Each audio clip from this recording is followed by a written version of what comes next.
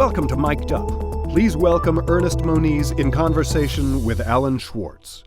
Okay, thank you. Sorry, I'm not a television commentator or personality, so Ernie, you're just going to have to put up with me.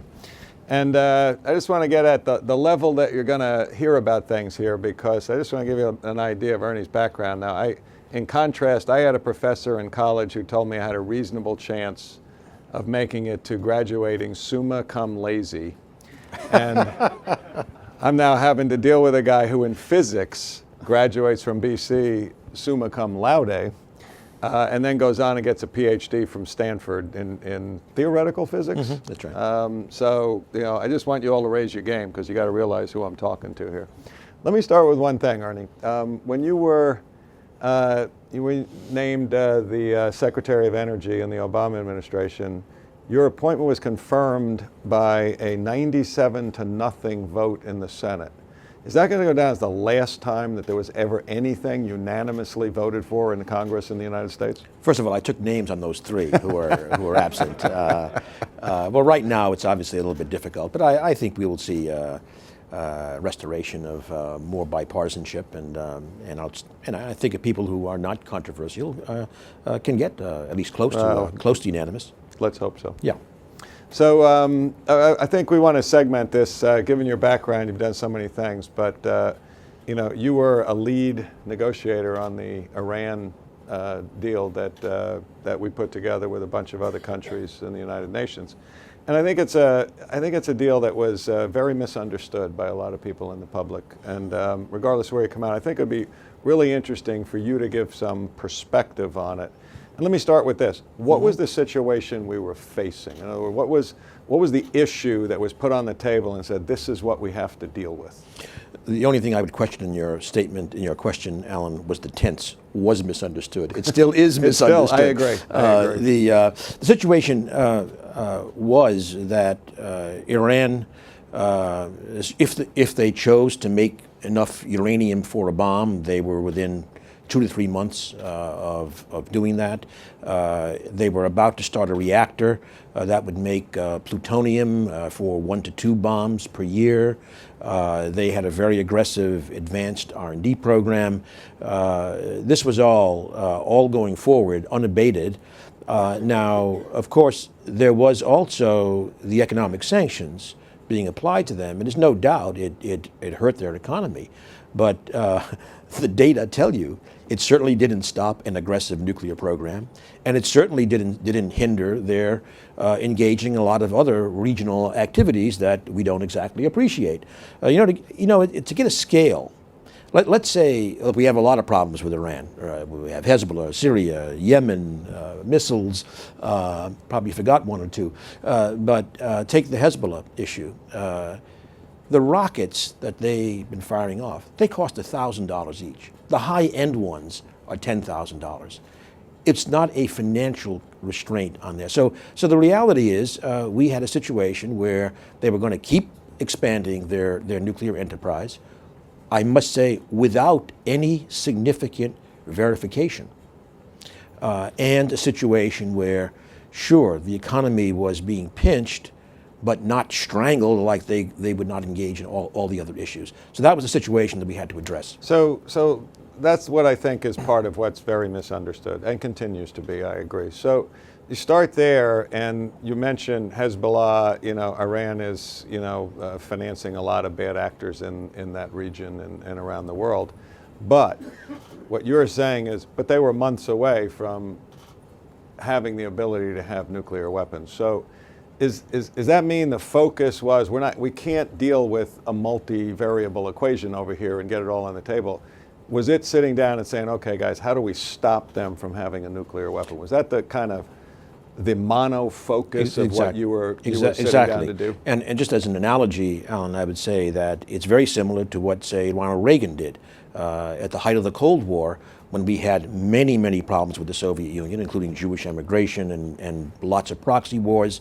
Well, what Ronald Reagan did, and George Shultz as Secretary of State, that said, look, let's address the arms control issue, an existential issue, while we don't relax on the other issues, of course.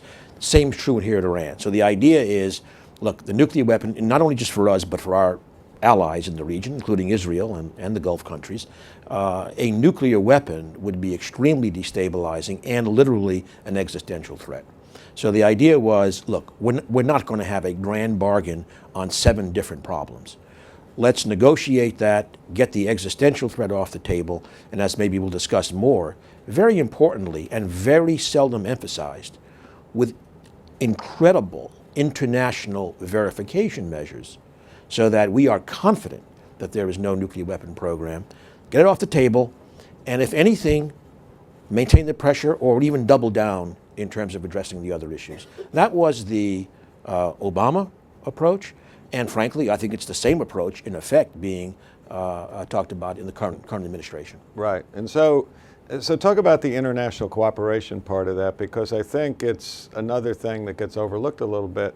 You know, it's very rare to have the Security Council agree on anything unanimously, right? So we had a lot of different countries that were part of this deal. Could you talk a little bit about what, who was involved, what they brought to the table, and then I think you put into place some things on follow-through on here that are kind of unprecedented at the UN. Could you talk about that? Yeah,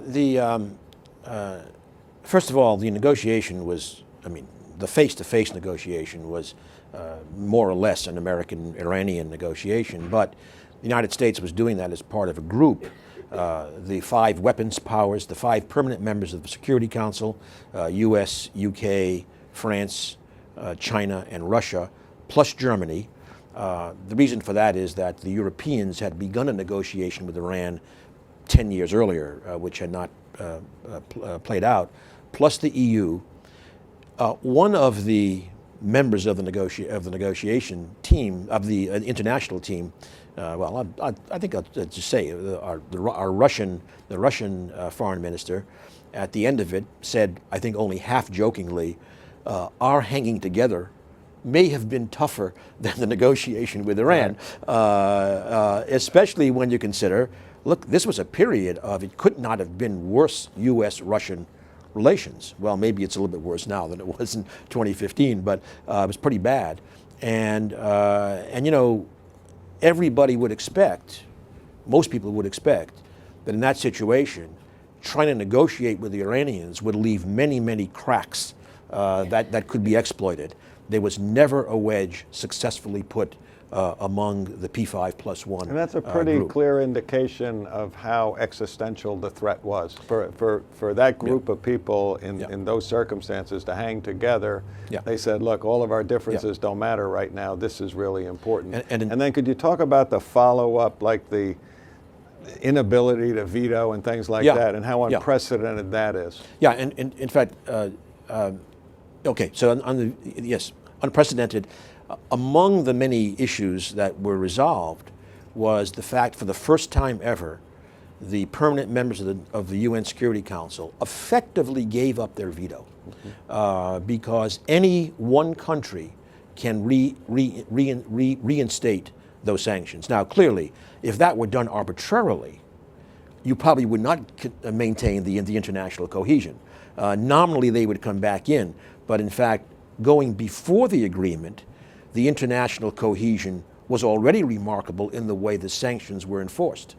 Because sanctions are not effective as unilateral activities. And the fact that the whole world hung together, again, as you said, emphasized everybody knew the risk of that existential threat being realized in Iran for the entire region and therefore for the world.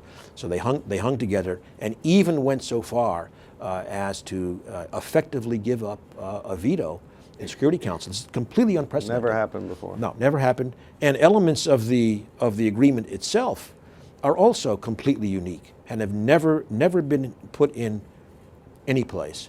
And maybe saying a few words there, that the structure, the basic structure of the agreement is that there are significant restrictions on the Iranian nuclear activity for 15 years. Then those go away. That's often misplayed in the discussion. However, there continues to be verification measures that are completely unique No other country is subject to these verification measures. For example, for 25 years, the entire uranium supply chain will be under IAEA verification. Manufacturing of any parts for centrifuges, IAEA verification. No work on weaponization-related activities, which nobody else is prevented from doing, even if they are members of the Non-Proliferation Treaty. The only country that now must ascribe permanently to the additional protocol, that's a technical term for allowing the international inspectors access to suspicious sites, and not only the sites that the country declares. Other countries do that, but no other country has a fixed time limit within which they must respond to the international inspectors. So we could go on, but these are the things that I was hearing from Yeah. some of our mutual friends. And what is it and has anything happened that was unexpected? What is it in the narrative now that says there is no follow-up, these guys are doing whatever they want to do? That is what you're seeing in a lot of the news out there, is that there's no teeth in this agreement when there are all these verification procedures. Well, I mean, that's just willful distortion, frankly, to say that Is there anything that triggers it? Just one thing is, 2 weeks ago, Trump administration acknowledged, once again, there's a quarterly report to Congress required. They acknowledged there is full compliance with the agreement. So at least now we've gotten through 15 months. And if we can... Somehow that was in the 32nd page of the paper. Right, okay.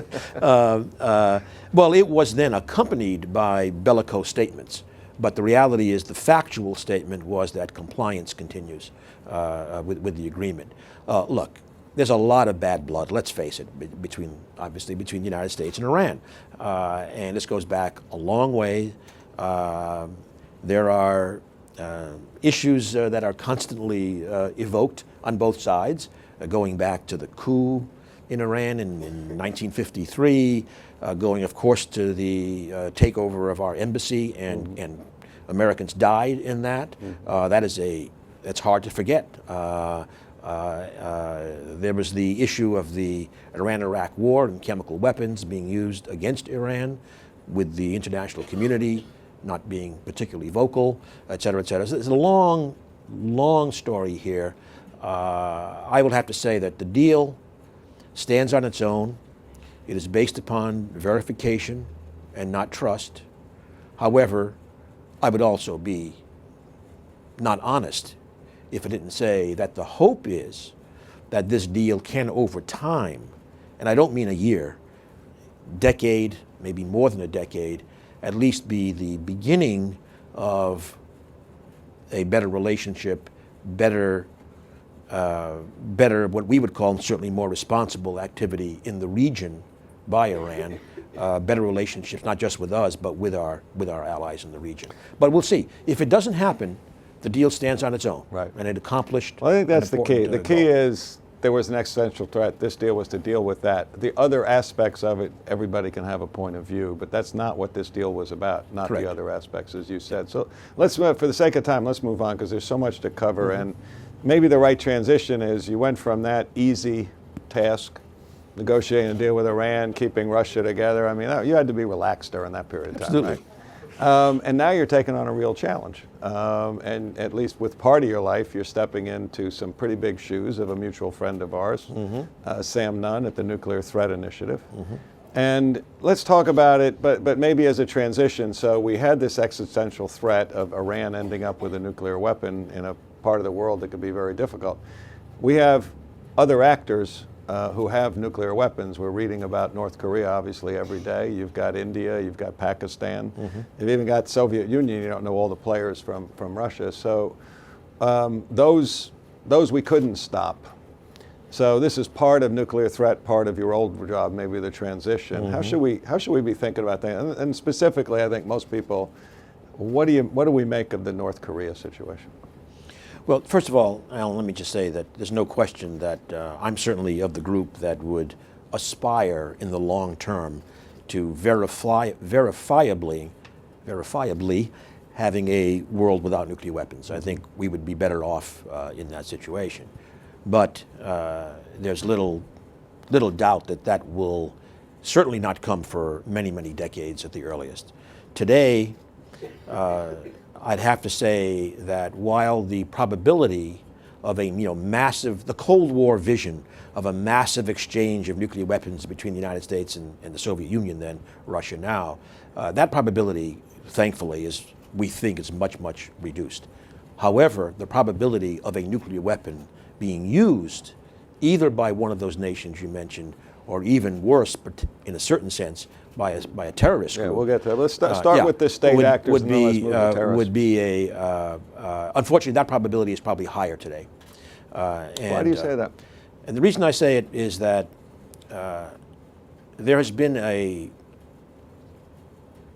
philosophy, a security posture adopted, or at least considered, in essentially all those areas that you talked about, where the use of a nuclear weapon could be viewed as an escalation intended to end a conventional warfare situation.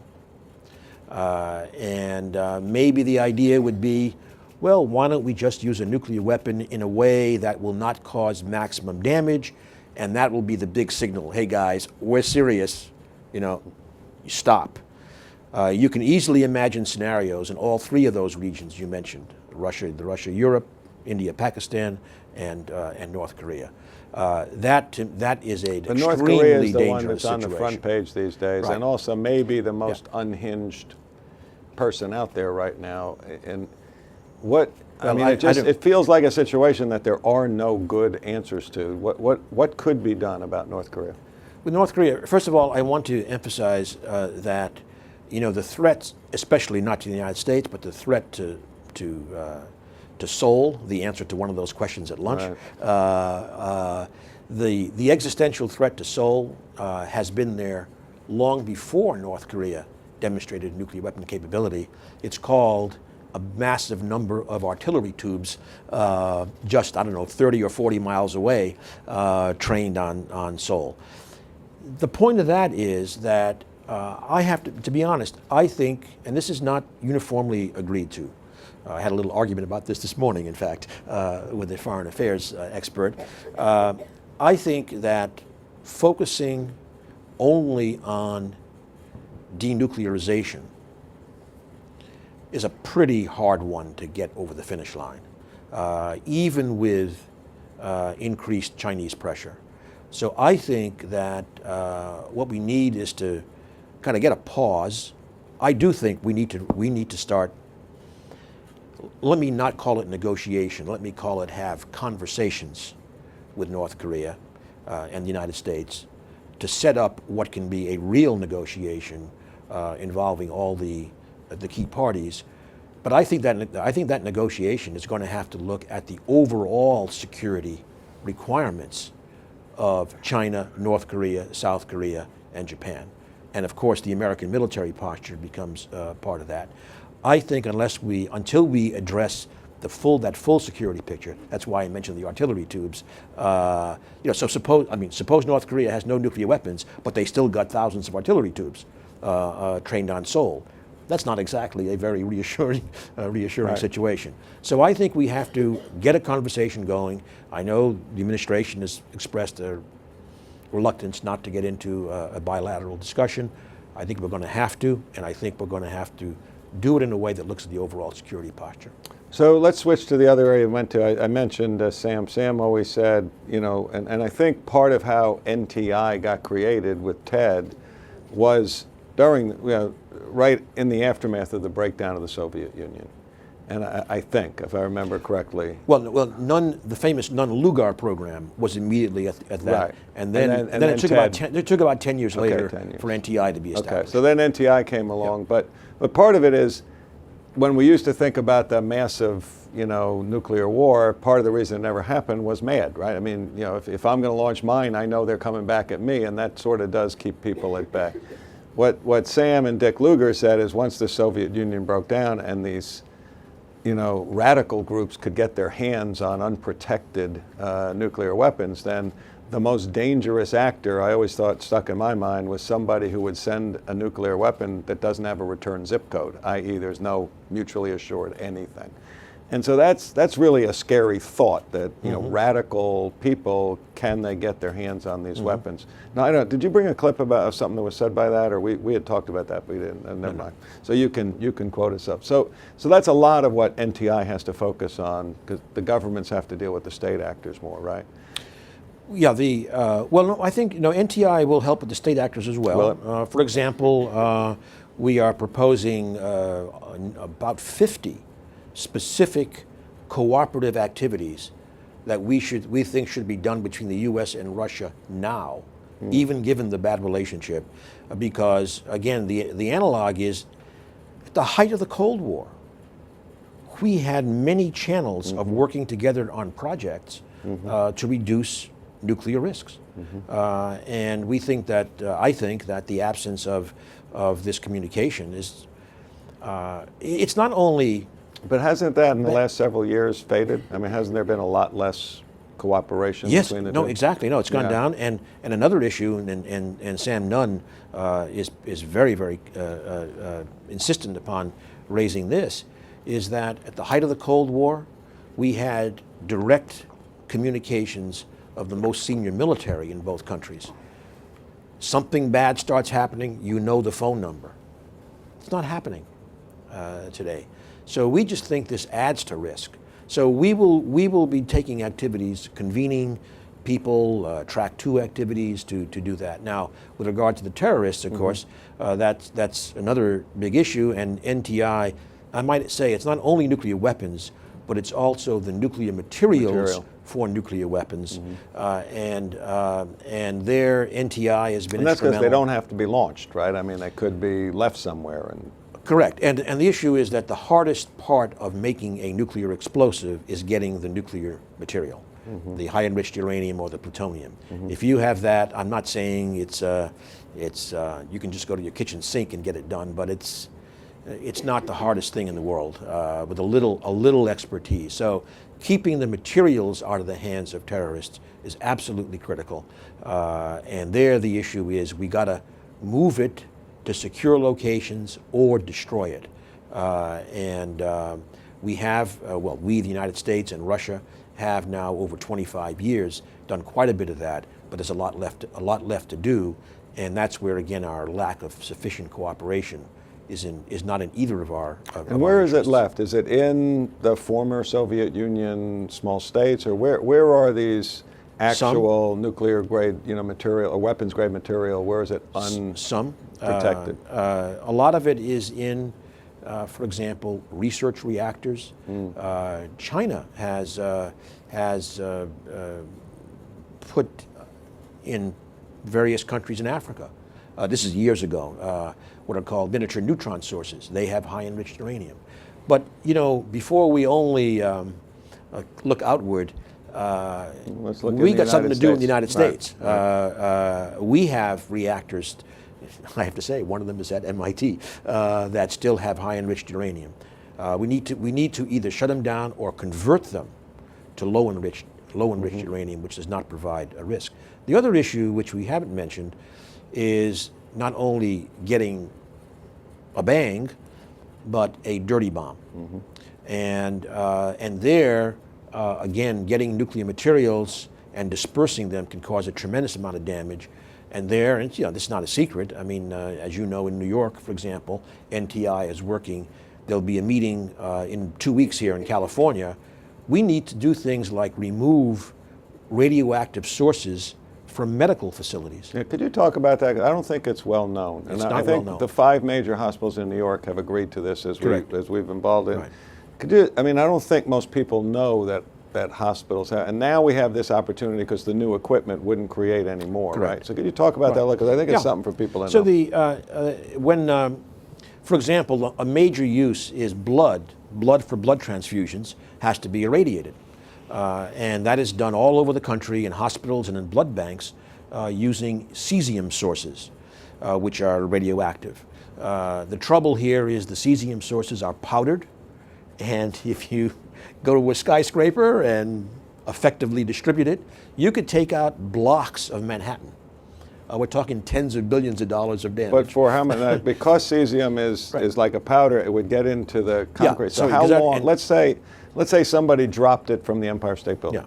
For some period of time, how many years would that part of Manhattan be? So where people couldn't go? It's going to be specific to the incident, but a characteristic time. You could be talking 20 years, and that's why the mayor's office and the hospitals, who have no insurance for this, are saying, oy vey, we better get rid of these cesium sources if we can.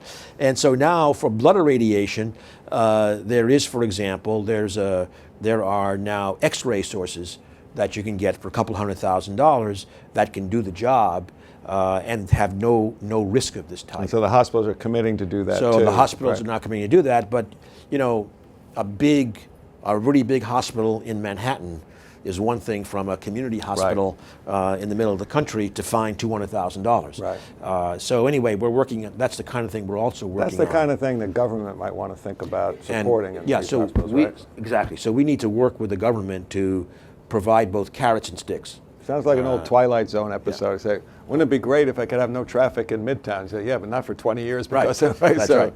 But these are the threats that. What are we doing? What are you doing as you step in on NTI to just increase the public awareness? Because I would say most people don't know about some of these things that are, really truly existential risks. What are we doing to raise the profile? Well, one thing we'll say, and we both know Sam Nunn is a fabulous guy and a giant, but I would say this transition will lead to an uptick in social media use from NTI. Sam would not be insulted that he's not on Facebook. No, he's not. He would not. So public education is going to be part of that, and I have to say that we've already hooked up my crack social media person from DOE with NTIs to advance that. Let me shift gears before we run out of time. But I am going to say this because I know the work that Sam and Warren Buffett, where we had dinner.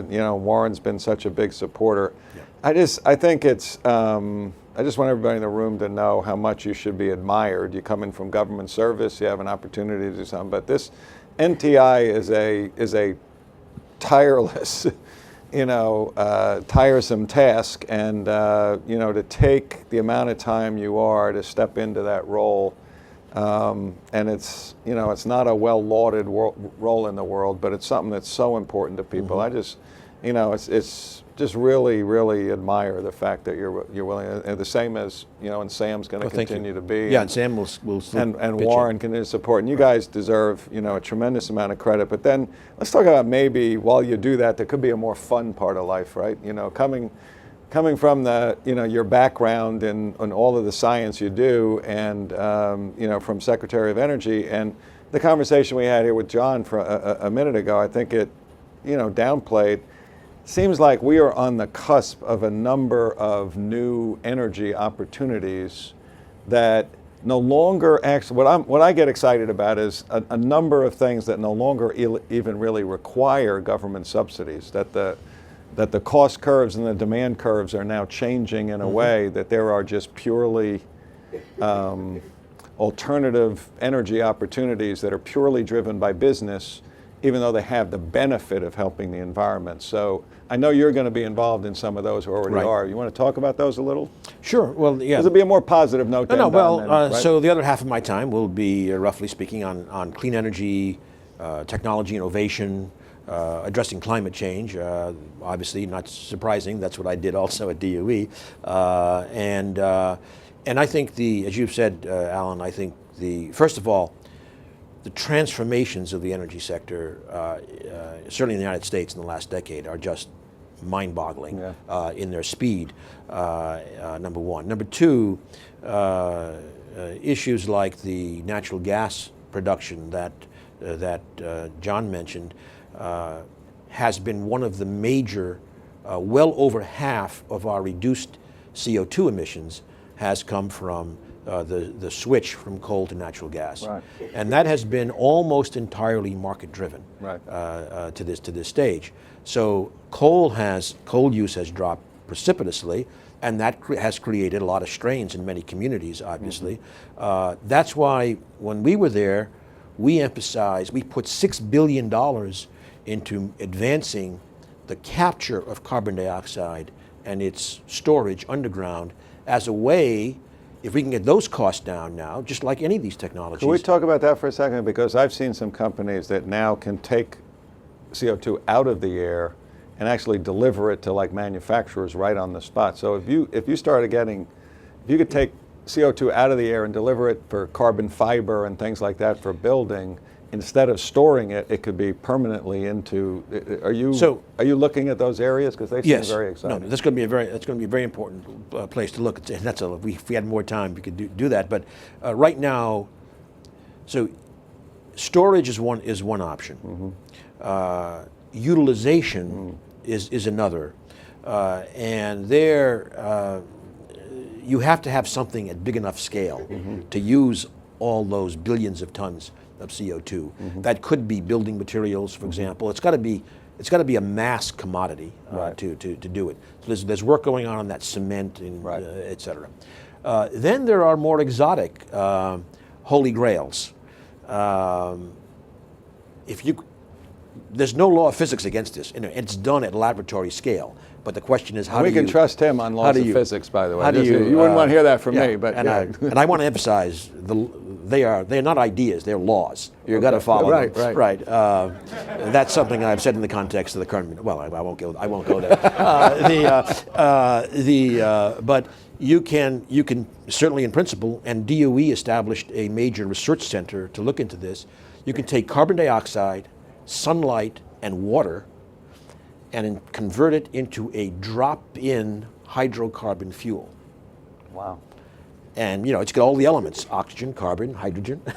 Now that's nowhere near becoming a scalable commercial enterprise. But does then the CO2 go back to after it's used? It goes back. So you're recycling just recycling the CO2. You're just recycling right? it. Exactly. You're not creating any new. Correct.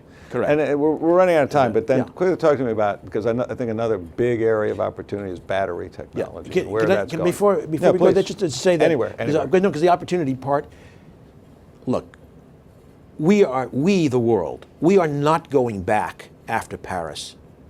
Right. We are going to a low carbon future. Right. There may be bumps in the road. We may have some in the next few years, but we're going there. Businessmen and women have said this clearly. We're not going to allocate large amounts of capital for multi-decadal deployment for a high carbon world. Right. That's a good way to lose your money. Right? So we're going there. Every estimate, they're all a little bit flaky, but they all come out in the same place. We are talking about a multi-trillion-dollar market developing globally. Here we are, the United States. We played the lead role in getting innovation as a centerpiece of climate response in Paris. Over 20 countries have committed to doubling their innovation budgets. If we now become the ones who decide, to hell with it, why don't we cut the budgets instead, as was proposed in the OMB skinny budget, the supreme irony will be that 20 years from now, the president, he or she, will repeat the current president's statement. How come China has got such a big market share? So, if nothing else, the innovation agenda, which has great bipartisan support, is one that we should be pushing as an economic investment in that multi-trillion-dollar market. Because it does make sense economically. It's not Absolutely. it doesn't have to be either or. Absolutely. So just for the last second, what is, as a business opportunity, what is the most exciting aspect of the transformation of our energy future? What's the area that you think is the most exciting looking at it now? Well, I probably have to say at least two, if not three. Well, let's see. One, you mentioned batteries. Energy storage is absolutely a critical game changer. A lot of progress being made. Just like all these technologies, got to go way down the cost curve, as we have for solar and wind and LEDs. By the LEDs, costs have dropped something like 95% in a decade. It's incredible. So now other technologies, we've got to bring down that curve. Storage is one of them, complete game changer. We're going to get there, both for vehicles and for grid storage. That's one area. But another area that I just mentioned is, as we transform the electricity sector end to end, there's a lot to do there, but the opportunities for linking in with the Internet of Things is potentially an enormous value creator going forward. And secondly, and it's again linked to the electricity system, but the personal autonomous vehicle, I didn't say car necessarily, but transportation device in urban environments can lead to a very, very fundamental transformation in all ways, technologically, business models, non-ownership, all kinds of things. These are big transformations. And one of the things that I will be working on is looking at these kinds of transformations that are all consistent with the low carbon world, but trying to look at it more from local and regional perspectives, bottom up, starting with the workers in the communities, making sure they all feel they're part of this, because if not, we're going to keep having the headwinds that get us where we got to go. The good more news slowly. is this doesn't have to be concentrated for the way it is, right? Right. It can That's be right. spread out. Yeah. So, Yeah. by the way, I had an interview with Eric Schmidt last night, and he said autonomous vehicles are coming way quicker than people think. Just so people Well, think I will. May I refine Eric's comment? Technologically, I won't tell him, so go ahead. technologically, they have come much faster than anyone expected. But the policy and regulation and liability assignments may not be so fast. He said that too. May not be so fast. Right? So look, you're going to protect us from nuclear accident, and you're going to drive us to a new energy future that's inclusive. What more could we ask for? Thank you. Yeah, thank you.